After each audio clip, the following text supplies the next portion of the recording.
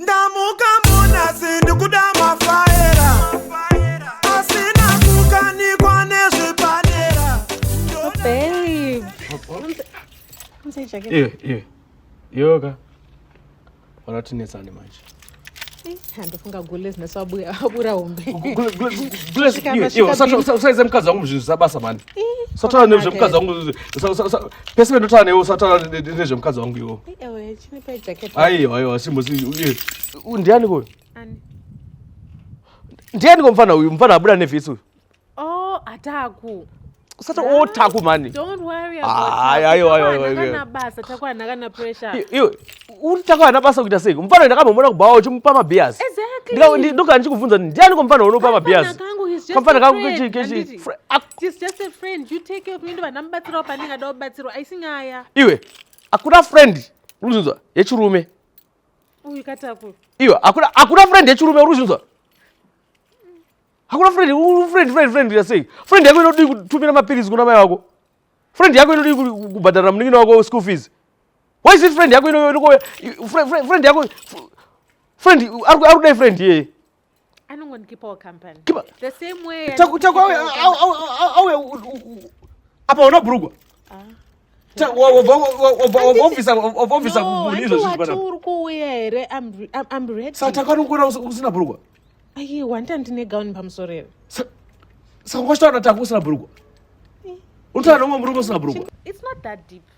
It's that deep. It's not that deep. It is that deep, man. It's not. And Mimi, I sort you out. You come here stressed, and it's Mimi, you come here, you take care of me, man. But I rent you buy food for me, you buy pills for my mom, and it's a win-win situation. Oh, saka transaction here utaura.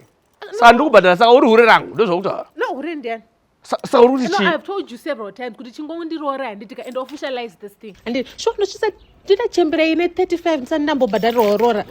I don't want to reach 35 ndingori muskana. Yo, chosha. Wow, babe. Chosha chigwe chosha chi. Ushafira wa Mrs. yo. Lukutaura. I'll shoot you.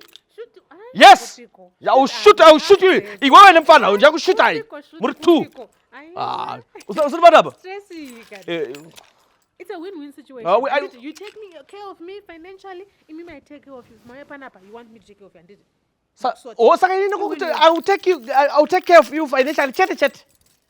I will take care of you financially. Chat. That's not what I meant. Like I said, it's not that deep. All right. Never mind. It's not that deep. It's not that deep. It's that deep. Look out here. Road traffic force. What for? Mutera nditi makakava bhuku rindere. Pane contract ndanditi saka ndangoti nditi ndiyo.